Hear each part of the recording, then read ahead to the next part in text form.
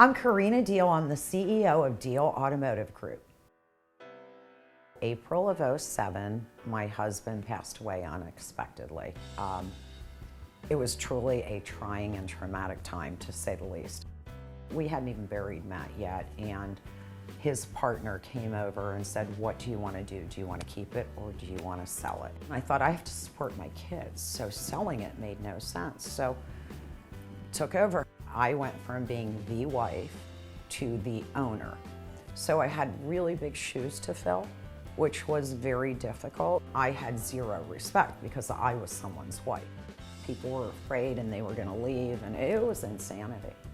I had to make them understand that if the house fell, there wasn't going to be a job. I mean, dealers were going bankrupt, shutting down, committing suicide.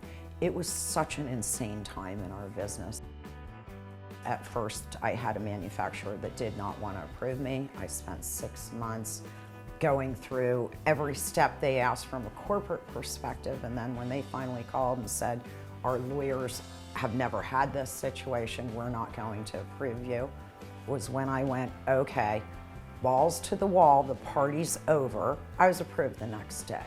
I had been a dealer, I want to say it was a year or so, and I went to a convention in Orlando, and this guy came up to me, a Texan, in a big hat, and he looked at me and he said, "I bet you were going to fail." I didn't really know what to say. I expected him to say, "Hey, great job, I read about you in Automotive News, I'm proud of you." No, "I bet you were going to fail." I looked at him and I said 2 words, and the second one ended in "you." And I turned around and walked away. And I hope at some point he reads about me again and he regrets ever saying that.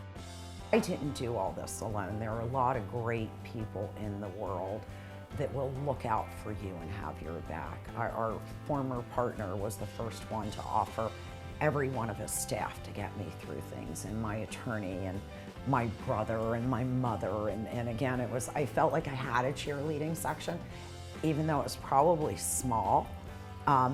Love and support from anyone goes a long way in any aspect of life. The advice I give to a younger woman is stay true to what you believe in. Work hard, don't ever give up.